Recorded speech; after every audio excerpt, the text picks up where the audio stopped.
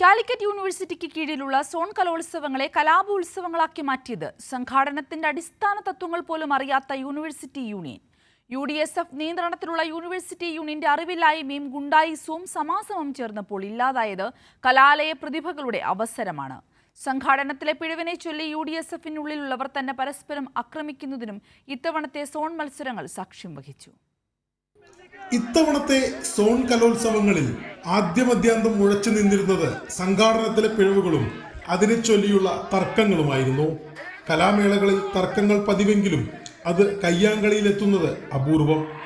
ഇത്തവണ കാലിക്കറ്റ് യൂണിവേഴ്സിറ്റിയുടെ സോൺ കലാമത്സരങ്ങളിൽ 3 തർക്കങ്ങൾ കയ്യാങ്കളിയിലെത്തി. തൃശ്ശൂരിൽ നടന്ന ഡി സോൺ കലോത്സവം ഒരു പടി കൂടി കടന്ന് ഗുണ്ടകളായ KSU നേതാക്കളുടെ ഏകപക്ഷീയ ആക്രമണത്തിനുള്ള വേദിയായി. ഇതോടെ കലോത്സവം തന്നെ പാതി വഴിയിൽ നിർത്തി. മാസങ്ങളുടെ പരിശീലനവുമായി എത്തിയ വിദ്യാർത്ഥികളുടെ അവസരം യൂണിവേഴ്സിറ്റി യൂണിയന്റെ പിടിപ്പുകേടും KSU നേതാക്കളുടെ ഗുണ്ടായിസത്തിലും അവതാളത്തിലായി. ഡി സോൺ കലോത്സവത്തിന്റെ തുടക്കം തൊട്ട് വിധികർത്താക്കളെ സംബന്ധിച്ചുള്ള പരാതി ഉയർന്നിരുന്നു. സ്കിറ്റ് മത്സരത്തിന്റെ വിധി സാമാന്യ ബുദ്ധിയെ ചോദ്യം ചെയ്തതോടെയാണ് പ്രതിഷേധവുമായി വിദ്യാർത്ഥികൾ രംഗത്തു വന്നത്.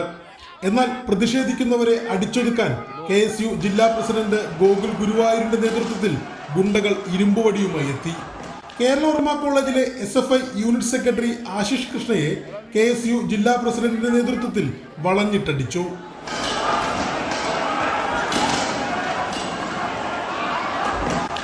വിധി നിർണയത്തിന് ശേഷം മത്സരങ്ങളെ അവലോകനം ചെയ്യാൻ പോലും വിധികർത്താക്കൾ തയ്യാറായില്ല.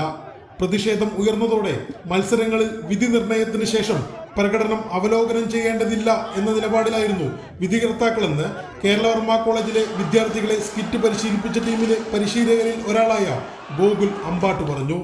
അതില് 1, 2, 3 സ്ഥാനങ്ങൾ പറഞ്ഞു. അവരവിടെ ഇരുന്നു. ഘടകര് പറയട്ടെ എന്നുള്ള രീതിയിൽ ജഡ്ജസ് ഇരിക്കുന്നു.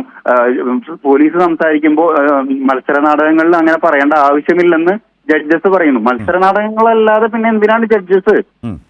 സാമാന്യമായിട്ടുള്ള സെൻസ് വെച്ച് മത്സര നാടകങ്ങൾക്കല്ല ഇതൊക്കെ പറയേണ്ടത്. അതല്ലെങ്കിൽ ഇപ്പോ ഇവരെ കൊണ്ടിരുത്തേണ്ട ആവശ്യമില്ലല്ലോ. സാധാരണക്കാർക്ക് മണ്ട് മനസ്സിലാക്കി അതിനെങ്ങനെയുണ്ട് എന്നുള്ളത് വിലയിരുത്താൻ ഇപ്പൊ ജഡ്ജസിന്റെ ആവശ്യമില്ലല്ലോ. നമുക്ക് മനസ്സിലാക്കാവുന്ന കാര്യമല്ലേ ഉള്ളൂ. അപ്പൊ ഇങ്ങനെയുള്ള കാര്യങ്ങളൊക്കെ എന്തായിട്ടാണ് ഞാൻ വരെ അവിടുന്ന് എന്താ പറയാ, നമുക്ക് എന്താ പറയുക, ശബ്ദം ഉയർത്താനും കുട്ടികളുടെ കൂടെ നിൽക്കാനും. കോഴിക്കോട് ബി സോൺ കലോത്സവത്തിന്റെ നാടൻ പാട്ട് വിധി നിർണയവുമായി ബന്ധപ്പെട്ട് പരാതി പറയാനെത്തിയ SFI പ്രവർത്തകരെയും UDSF പ്രവർത്തകർ മർദ്ദിച്ചു.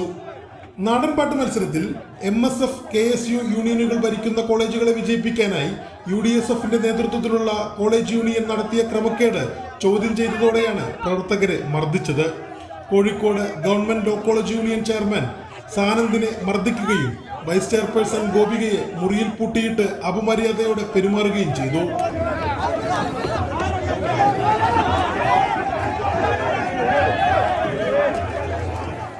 വിധി നിർണയത്തിന്റെ പേരിൽ UDSF പ്രവർത്തകർ പരസ്പരം തല്ലുന്നതിനാണ് പാലക്കാട് ജില്ലയിലെ കോളേജുകളിലെ വിദ്യാർത്ഥികൾ മാറ്റുരയ്ക്കുന്ന സോൺ കലോത്സവ വേദി സാക്ഷ്യം വഹിച്ചത്. MSF നേതൃത്വത്തിൽ കോളേജ് യൂണിയനുള്ള MES കല്ലടിക്ക് എല്ലാ മത്സരത്തിലും പ്രൈസ് കിട്ടുന്നതിനെ ചോദ്യം ചെയ്തതോടെയാണ് KSU യൂണിയൻ ഭരിക്കുന്ന ഒറ്റപ്പാലം NSS യൂണിയൻ ഭാരവാഹികളും MSF പ്രവർത്തകരും തമ്മിൽ കയ്യാങ്കളി ഉണ്ടായത്.